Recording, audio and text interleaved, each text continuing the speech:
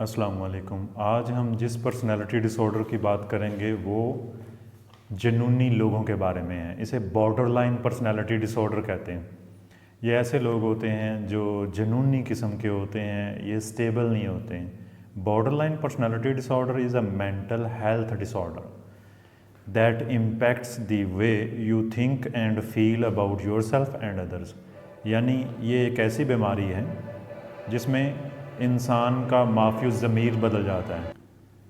ज़ाहिर है ये एक पर्सनैलिटी डिसऑर्डर है, तो इसमें इंसान की थिंकिंग और उसकी फीलिंग्स बदल जाती है खुद के बारे में और दूसरों के बारे में, causing problems functioning in everyday life, जिसकी वजह से बी क्राइटेरिया हम कहा करते थे DSM-4 में कि सोशल लाइफ फंक्शनिंग जो है वो डिस्टर्ब हो जाती है, रोज़मर्रा की ज़िंदगी डिस्टर्ब होकर रह जाती है। It includes self image issues, इसमें सेल्फ इमेज भी डिस्टॉर्टेड होता है।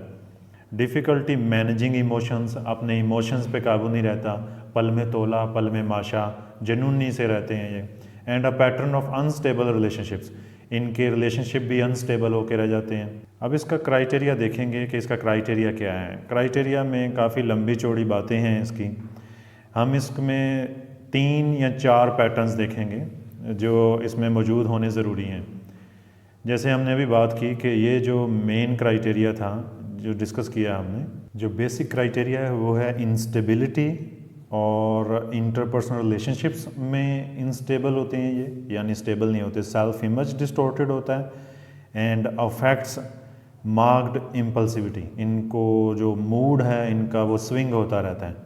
इसके अलावा ये अर्ली अडल्टहुड में शुरू हो जाता है। इसके अलावा 5 अलामात का होना ज़रूरी है, उसके बारे में हम तज़करा करेंगे कि कौन कौन सी सिम्टम्स हैं। जैसे कि डिफ़िकल्टी टॉलरेटिंग बीइंग अलोन, ये अकेला रहना पसंद नहीं करते। इनमें गुस्सा की कैफियत होती है, ऐसी कैफियत जो इनअप्रोप्रिएट होती है। इम्पल्सिवनेस होती है, फ्रीक्वेंट मूड स्विंग्स होते हैं, इनका मूड कभी स्टेबल नहीं रहता। इनके लव रिलेशंस भी अच्छे नहीं होते हैं। Borderline personality disorder usually begins bye early adulthood, early adulthood में ये होता है, ये कंडीशन ज़्यादा। अच्छा, यहाँ पे एक बात बहुत अहम है कि आम तौर पे कोई भी साइकोलॉजिकल डिसऑर्डर हो, चाहे वो पर्सनैलिटी डिसऑर्डर हो, वो वक्त के साथ साथ बदतरीन होता जाता है, वर्स होता जाता है। लेकिन बॉर्डरलाइन पर्सनैलिटी डिसऑर्डर ऐसा है जो वक्त के साथ साथ बेहतर होता है। जैसे जैसे फ़र्द की उम्र बढ़ती है उसका बॉर्डरलाइन बिहेव जो है वो बेहतर होना शुरू हो जाता है। इसकी कुछ सिम्टम्स हम बात करेंगे।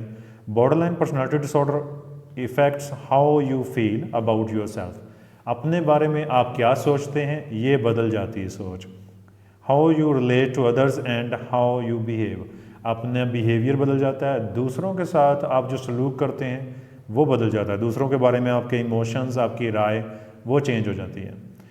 N intense fear of abandonment, even going to extreme measures to avoid real और इमेजिन सेपरेशन और रिजेक्शन, इनको सेपरेशन और रिजेक्शन का खौफ रहता है। हत्ता कि अगर ये सोच भी लें ना कि कहीं मैं मर गया तो मेरे बच्चों का क्या होगा, या मेरे बच्चे कहीं मर गए तो मैं क्या करूँगा, तो ये इनके लिए अनबियरेबल होता है। अ pattern of unstable intense relationships, अगर ये किसी के साथ किसी रिलेशन में आते हैं तो ये स्टेबल नहीं होते, या तो बहुत ही ज़्यादा सर चढ़ जाते हैं या बिल्कुल ही पल में तोला पल में माशा हो जाते हैं। यानी या तो किसी को बहुत ज़्यादा आइडियलाइज़ करना शुरू कर देते हैं और कुछ ही दिन बाद या कुछ ही पल बाद उससे नफ़रत का शो करना शुरू कर देते हैं। A pattern of unstable intense relationship such as idealising someone one moment and the suddenly believing the person does not care enough और इज क्रूअल। एक लम्हा तो ये ऐसे हैं कि एक पर्सन की तारीफ़ कर रहे हैं, उसको बहुत ज़्यादा चाह रहे हैं, आइडियलाइज़ कर रहे हैं, और अगले ही पल ये इंतहाई ज़ालिम समझ रहे हैं उस शख्स को और उससे बिल्कुल ही बेगाना सा बिहेव करते हैं। Rapid changes in self identity, अपनी शनाख्त में भी बहुत ज़्यादा चेंजेस आती हैं। सेल्फ इमेज डिस्टॉर्टेड होकर रह जाता है, यानी ये खुद के बारे में, खुद की वैल्यूज़ और गोल्स के बारे में बदलते रहते हैं। कभी ये बैठ के डिसाइड करते हैं कि आइंदा मैं ज़िंदगी ऐसे गुजारूंगा या गुजारूंगी, अब मैंने ये करना है, अब मेरा ये गोल है। अगले ही लम्हे ये बिल्कुल चेंज हो जाते हैं अपनी वैल्यूज़ और गोल्स को लेके। And seeing yourself as a bad और as if you don't exist at all, कभी कभी इनको लगना शुरू हो जाता है कि ये यहाँ पे एग्जिस्ट ही नहीं कर रहे या ये बहुत ही बुरे कोई इंसान है। Periods of stress related paranoia and loss of contact with reality lasting from a few minutes to a few hours, या तो चंद मिनट ये कैफियत रहेगी या चंद घंटे ये कैफियत रहेगी कि इनमें इतनी ज़्यादा स्ट्रेस हो जाएगी कि ये दूसरों पे शकूक व शुबहात करना शुरू हो जाएंगे और इनका जो रियलिटी कांटेक्ट है वो भी ख़त्म हो जाएगा, जैसे साइकोसिस में होता है। जो हकीकी ज़िंदगी है इससे मुंह मोड़ के एक इमेजिन्ड वर्ल्ड में चले जाते हैं। Impulsive and risky behavior such as gambling, reckless driving, unsafe sex, spending sprees, binge eating or drug abuse, or sabotaging success by suddenly quitting a good job or ending positive relationships, ये वक्ती लज्जत के पीछे भागते हैं, कभी अच्छी driving नहीं करते, कभी खुद के साथ बुरा बिहेव करते हैं और कभी ये अपनी सक्सेस को फौरी तौर पे ख़त्म कर देते हैं। मसलन कोई बड़ी अच्छी सी जॉब इनको मिली और इन्होंने पल में वो जॉब छोड़ी और कहीं और चले गए, यानी ये क्विट कर देते हैं चीज़ों को, बिल्कुल जुनूनी तौर पे बिहेव करते हैं, तकरीब काराना बिहेवियर होता है इनका। इसके अलावा सुसाइडल थ्रेट्स भी होते हैं, सेल्फ इंजरी भी पाई जाती है, ख़ुद को नुकसान भी देते हैं और फियर ऑफ सेपरेशन बहुत ज़्यादा होता है, रिजेक्शन का फियर ऑफ रिजेक्शन बहुत ज़्यादा होता है इनमें।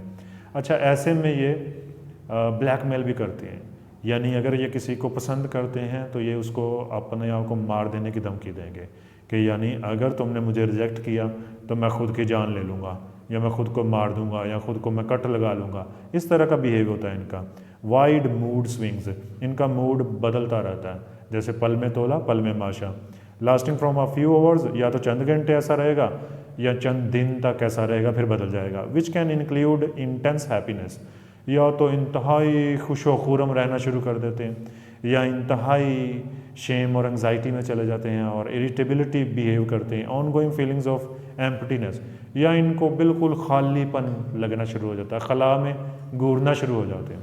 Inappropriate intense anger such as frequently losing your temper, इनका मजाज पल पल में बिगड़ता रहता है। बीइंग सार्केस्टिक और बिटर और हैविंग फिजिकल फाइट्स, या तो ये बहुत ही खुश मजाजी और तंजिया गुफ्तगू करते हैं या ये हाथापाई पे उतर आते हैं। इसका भी इलाज है। एक तो ये खुश आइंद है कि वक्त के साथ साथ ये चीज़ें बेहतर होना शुरू हो जाती हैं, और दूसरी बात यह है कि अगर इसको फौरी तौर पे साइकोलॉजिस्ट से कंसल्ट किया जाए, साइकोथेरेपी ली जाए और मेडिकेशन की जाए तो इनका इलाज पॉसिबल है, ये ट्रीटेबल है। अल्लाह हाफिज़।